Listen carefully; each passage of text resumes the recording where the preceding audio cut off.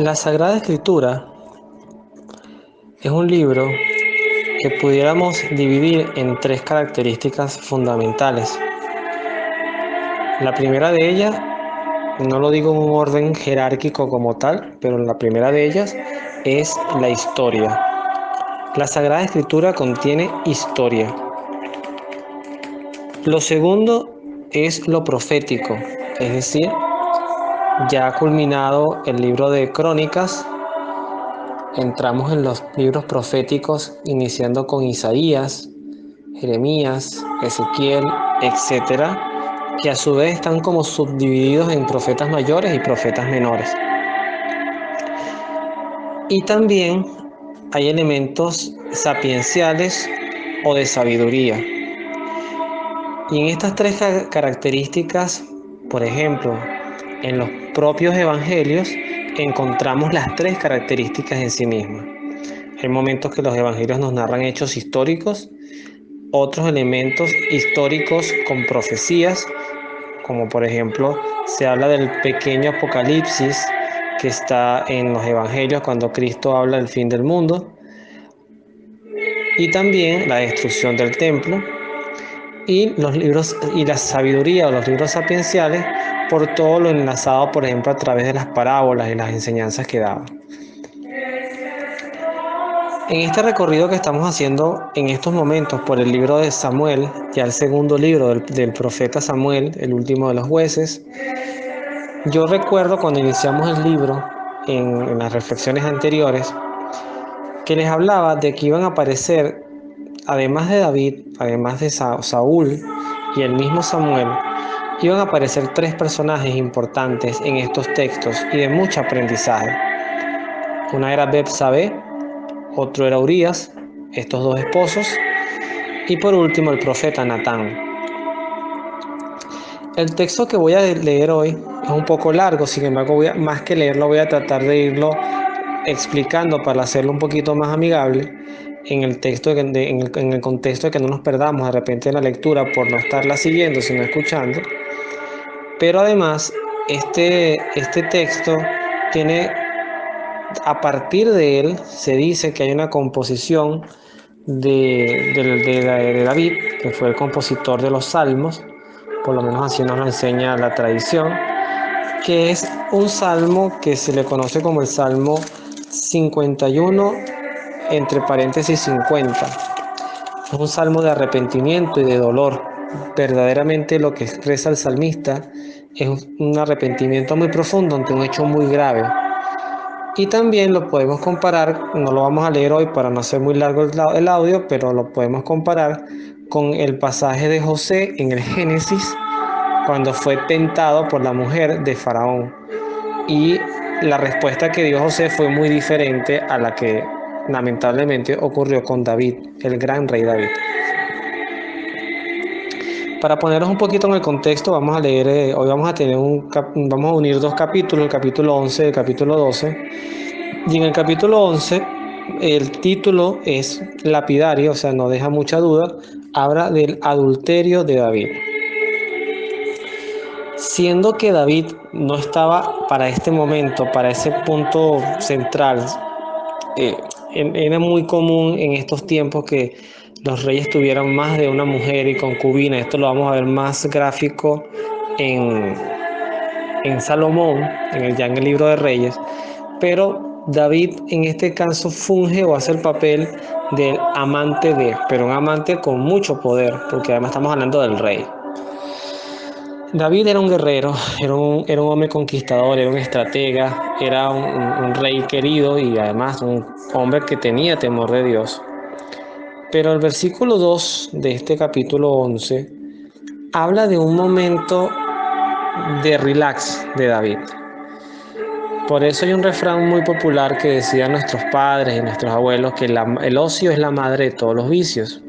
O sea, es justamente cuando David está en un momento de descanso, de sosiego, de no tener mucho que hacer, que inicia el texto diciendo: una tarde, después de levantarse por haber dormido una siesta, David se paseaba por la terraza del palacio y desde allí vio a una mujer que se bañaba. Era una mujer muy bella. David ordenó que averiguaran quién era y le dijeron: es Betsabé, la esposa de Urías, el heteo. La mandó a buscar, la trajo a su casa y se acostó con ella cuando acababa de purificarse de sus reglas. Voy a detenerme acá porque quiero dejar bien claro que aquí en ningún momento el texto habla de una violación, de un acto sexual forzado. Pareciera que en Betsabé tampoco hubo mucha resistencia, aunque pudieran decir en muchos contextos generales, bueno, estamos hablando del rey, capaz si se negaba, temía por su vida. Eso no lo deja el texto claro.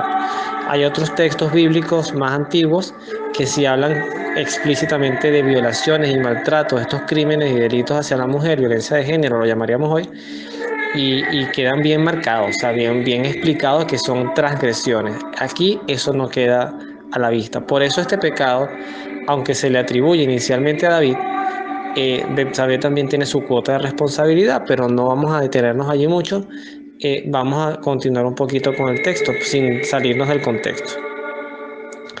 Una vez que ocurre este acto, ella vuelve a su casa, pero, dice el texto, ella queda embarazada y se lo comunica inmediatamente a David. David entonces envió un mensajero a Joab pidiéndole que enviara a Urías el heteo. Y aquí vamos a ver un proceso de cómo ocurre un primer pecado. Yo recuerdo una frase que dice un sacerdote: a veces de pecados pequeños vamos complicando como una bola de nieve que va cayendo de una colina, de una cuesta, y al final hacemos un gran pecado. Termina aquello siendo un gran desastre. Algo que inició por una tentación, no, de hecho, una tentación consentida, vean en lo que va a terminar después. Cuando llega Urías, David le preguntó cómo estaba Joab y el ejército y cómo iba la guerra. Después le dijo: baja a tu casa y descansa. Cuando Urías salió del palacio, David mandó detrás de él platos de su propia mesa, pero Urías se acostó a la entrada del palacio con sus servidores del rey y no bajó a su casa. Cuando David lo supo, le dijo: ¿No acabas de llegar de viaje? ¿Por qué no bajaste a tu casa? Urías le respondió: el arca, Israel y Judá viven en tiendas de campaña. Mi general Joab y sus oficiales acampan al aire libre. ¿Cómo puedo yo ir a mi casa para comer, beber y dormir con mi esposa? Por Yahvé y por tu vida que no haré tal cosa. David le dijo: bueno, entonces quédate aquí por hoy y mañana te despediré. Primer plan fracasa. ¿Cuál era el plan inicial de David? Traerse a Urías, que esa noche se acostara con Betsabé y hacerle creer que el hijo era de él. Ese fue el primer intento fallido. Pero además vemos en Urías un compromiso. Dice el mismo texto bíblico que su esposa era hermosa y además estaba en la guerra. Un hombre perfectamente pudo haber ido a su casa, haber estado con su esposa y no pasaba nada para él.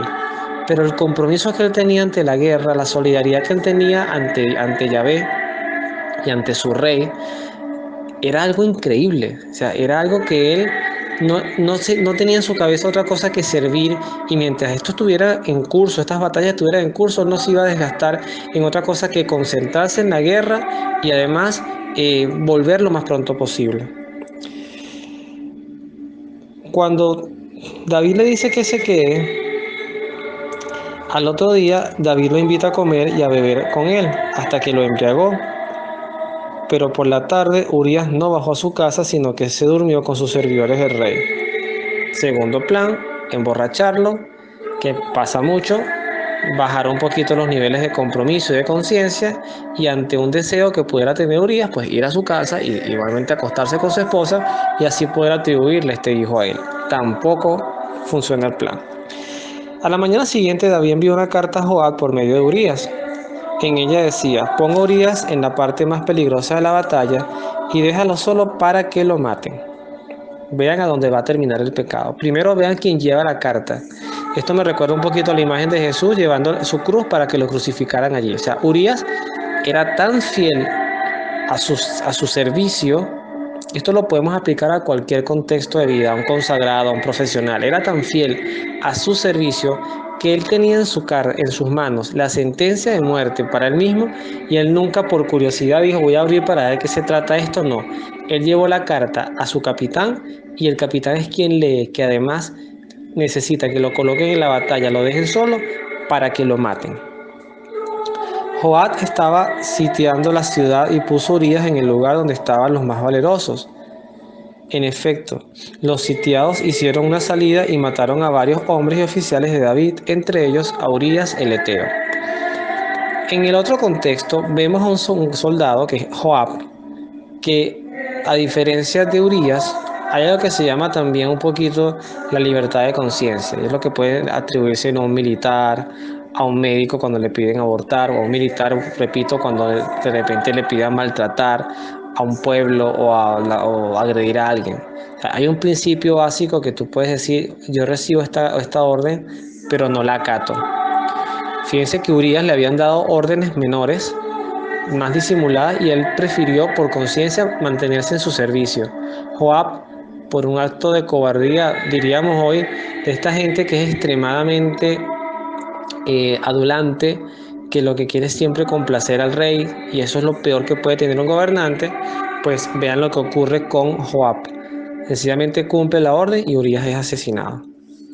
Joab entonces envió un informe detallado de combate y ordenó al mensajero, cuando hayas terminado de contar al rey cómo fue la batalla, si él se enoja y te dice por qué se acercaron tanto a la ciudad, no fue una mujer la que mató a Mibelet, hijo de Jerubal, lanzándole una piedra de molino desde lo alto de la muralla. Bueno, esto es un tema histórico que estaría antes, en un contexto que no estamos ahorita eh, meditando, pero al terminar este pasaje, eh, David dice inclusive, bueno, trata de reanimar a Joab con este mensaje mío: no te aflijas por este asunto, porque la espada devora hoy a unos y al día siguiente a otros. Refuerza tu ataque contra la ciudad y destrúyela, así tú le darás ánimo. Fíjense ustedes que él trata de maquillar aquello, como que inclusive algo que él mismo puso en riesgo no solamente a Urías, sino a otras personas en tropa, por limpiar un pecado. Lo culmen de este capítulo 11 que termina con este versículo 26 es que fíjense lo que dice: cuando la esposa de Urías supo que su marido había muerto, hizo un duelo por él. Terminó el duelo, David mandó a buscarla, la llevó a su casa, la tomó por esposa. Ella luego dio a luz a un hijo, o en este caso al niño, pero la acción que cometió David desagradó a Yahvé. O sea, a Yahvé tampoco le costó mucho, en un contexto lineal, cumplir.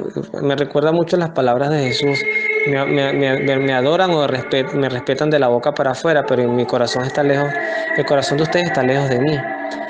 Eh, entonces vean cómo esto pareciera que se solucionó rápido. Fin de la historia, Urías está muerto, nadie se enteró de nada, solamente Joab tuvo una carta que ni siquiera capaz entendía por qué. Seguramente después lo entendió cuando vio a Betsabé casada con David. Además la ve embarazada, sacarán sus cálculos, sus tiempos. Bueno, el punto es que hasta allí humanamente queda el delito impune. Aquí entonces aparece el otro personaje importantísimo, que es Natán. Dice el texto que Yahvé envía a Natán a donde David. Y Natán entró donde el rey y le dijo: en la ciudad, fíjese que de una vez arranca con una historia. En una ciudad había dos hombres, uno era rico y el otro era pobre. El rico tenía muchas ovejas y bueyes, el pobre tenía solamente una oveja que había comprado. La había criado personalmente y la ovejita había crecido junto a él y sus hijos. Comían de su pan, bebía de su misma copa y dormía en su seno. Él la amaba como una hija. Un día el hombre rico recibió una visita y, no queriendo matar a ninguno de sus animales para atender al recién llegado, robó la oveja del pobre y se la preparó. Al oír esto, David se enoja muchísimo con el hombre rico y le dice a Natán: vive Yahvé, el que hizo tal cosa merece la muerte. Pagará 4 veces el precio de la ovejita por haber actuado así sin ninguna compasión. Y Natán, en este momento, me imagino la mirada, le responde: tú eres ese hombre. Esto te dice Yahvé, Dios de Israel: yo te ungí rey de Israel y te libré de la mano de Saúl. Te entregué la familia de tu señor y puse a tu disposición sus mujeres. Te di poder sobre Judá e Israel. Por si fuera poco, te daría más todavía. Porque entonces me has despreciado haciendo lo que no me gusta. Tú no solo fuiste el causante de la muerte de Urías, el heteo, sino que además le quitaste su esposa. Sí, tú lo has asesinado por la espada de los amonitas.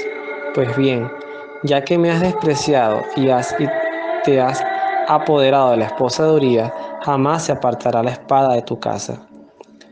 Palabra de Dios, te alabamos, Señor. Es una sentencia dura, es una sentencia firme, pero además clarificada por Dios.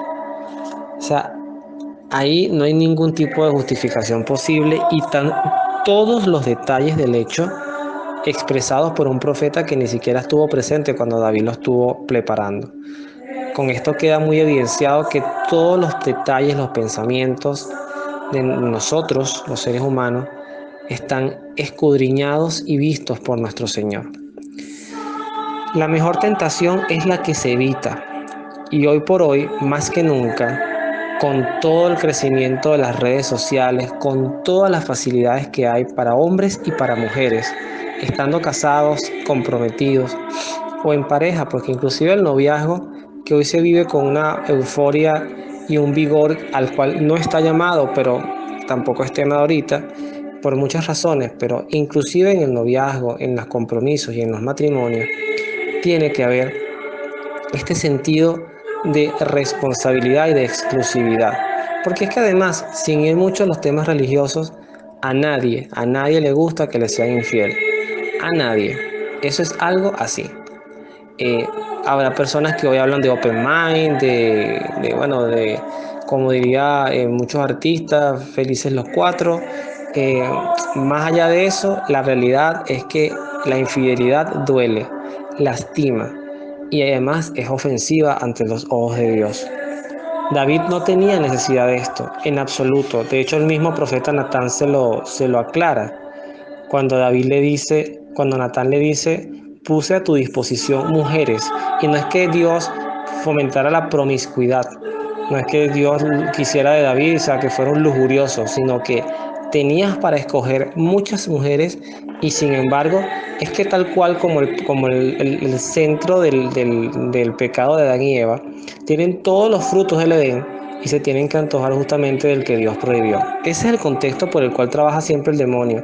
El demonio siempre va a impulsar hacia lo prohibido, porque en lo prohibido precisamente está la desobediencia a Dios y está darle una cachetada literalmente a nuestro Señor. Es cerrarle la puerta en la cara. Es entrar en ese hotel, es entrar en ese lugar X, donde le decimos a nuestro ángel de la guarda o a la mirada de nuestro Dios, quédate aquí afuera que de aquí adentro sigo yo. Y eso tenemos que colocarlo en honda reflexión, porque aquí esto está centrado en el adulterio, pero también se puede centrar en muchos contextos, inclusive de la vivencia de la fe, en una espiritualidad torcida, contaminada, donde buscamos el por si acaso, buscamos a Dios donde no está, buscamos suplentes para Dios, buscamos pseudodioses para que nos atiendan situaciones que el silencio de Dios no nos ha contestado. Es por eso que en el Evangelio de San Marcos, el texto que busqué para unir lo que acabamos de leer de la historia de David es el capítulo 4, versículo 43 a 50, que dice, si tu ojo es ocasión de pecado, sácatelo. Y dice el texto, si tu mano, si tu mano te hace caer, te está haciendo caer, córtatela. Pues es mejor para ti entrar con una sola mano en la vida que ir con las dos al Gehenna, al fuego que no se apaga. Si tus pies te está haciendo caer, córtatelo, pues es mejor para ti entrar cojo en la vida que ser arrojado con dos pies a la Gehenna. Y si tu ojo prepara tu caída, sácatelo, pues es mejor para ti entrar con un solo ojo en el reino de Dios que ser arrojado con los dos ojos al infierno, donde su gusano no muere y el fuego no se apaga, pues el mismo fuego lo conservará. La sal es buena, pero si la sal pierde su sabor, ¿con qué se lo devolverán? Tengan sal en ustedes y vivan en paz unos con otros. Palabra del Señor, gloria a ti, Señor Jesús. El cristianismo significa en griego pertenecer a Cristo. El cristianismo traza un modelo de vida, el cual no quiere decir, por supuesto, estaremos muy distantes de vivir en perfección. Pero lo que preocupa no es las personas que se caen, porque humanamente eso puede pasar, sino que aquellas personas que justifican las caídas, las motivan en otros. Y aquí pudiera hablar horas, porque es un tema muy delicado. Primero, este tema de mutilar aquello que nos haga pecar puede pasar por malas amistades. ¿Cuántas amistades no han alcahueteado, han sinvergüenciado, han preparado, han sido cómplices de infidelidades para sus amigos? Y a raíz de esas infidelidades han contribuido a destruir literalmente familias bien constituidas. ¿Cuántas cuentas de redes sociales empiezan con un jugueteo, un me gusta, un comentario, un like, una secuencia crónica de vistas que posteriormente puedan terminar en una recreación mental, y de allí a un acto más cercano hay un solo paso? Por eso San Pablo, yo creo que también nos dirá en una de sus epístolas que nosotros no estamos luchando contra seres de carne y hueso, sino literalmente contra seres espirituales. Ya lo llama potestades, dominaciones, todo lo que son los coros angélicos caídos. Porque esta batalla hay que librarla día a día. En esto uno no se puede relajar. Pero además, yo sí voy a reconocer en David, que pese a este enorme pecado que se sumergió en dos etapas, primero el adulterio fragante compartido con Betsabé, no fue una violación, yo insisto en este punto, y después el asesinato de Urías, mandado, orquestado, siendo la mente criminal del hecho, no el actor físico, porque además Urías murió en manos de los enemigos, es verdad, pero esa muerte fue buscada, fue sacrificado para tapar un pecado que al final no se podía tapar. Y eso también nos deja una gran enseñanza: ante Dios no hay pecados ocultos, ninguno. Lo que sí hay es un perdón infinito, pero tenemos que reconocer, tenemos que ser agudos con nuestro examen de conciencia y reconocer cuando estamos en situación de peligro para nuestra alma, para nuestra familia, para nuestros hijos, en nuestro trabajo, porque esto se extiende a muchas cosas. Controlar una posibilidad de corrupción, de robo, de fraude en un trabajo, controlar una mediocridad cuando sabemos que estamos engañando a nuestros jefes, o nosotros nosotros en un cargo de gerencial estamos engañando a nuestros trabajadores. Cuando desde la medicina, desde la educación, desde la seguridad nacional, desde tantas cosas, hacemos las cosas mal y con conciencia y dañamos a otros seres humanos. O sea, esto es un camino esto es una tela muy larga, pero Cristo es radical en esto. O sea, lo que a ti te esté generando pecado, aunque te duela, sácalo. Sácalo, porque después de que lo saques, lo extrañarás 3 días, un mes, en extremo, y no creo un año. Pero pasado ese tiempo y reequilibrada tu vida y reenfocado las fidelidades, los compromisos, las responsabilidades donde tienen que estar, termino con ese texto que dice el mismo Jesús: tengan sal en ustedes y vivan en paz. Yo creo que no tiene sentido no robarnos nosotros mismos la paz, sabotearnos nosotros mismos la paz, vivir en una suerte de clave de pseudoaventura que en realidad no es nada emocionante y que lo que puede es literalmente condicionarnos, porque es que además este ejemplo de la sal es muy clave. Agarra la sal y que le caiga agua y la ponga simple, elimine todo su sabor. Esa sal queda inútil puede quedar en una comunidad una mujer, un hombre que tengan ya la fama y la reputación de haber engañado, de haber traicionado, de haber robado. Eso no vuelve a rescatarse. La dignidad de un ser humano solamente la rescata Dios, pero ante los ojos del común seguiremos siendo los ladrones, los adúlteros, etcétera, etcétera, para no cargar de adjetivos negativos esta reflexión. Creo que el Señor es bien contundente y bien justo a la hora de determinar un camino, diríamos bien correcto. Para el Señor no hay grises. No nos quedemos anclados en justificaciones que no tienen justificación alguna.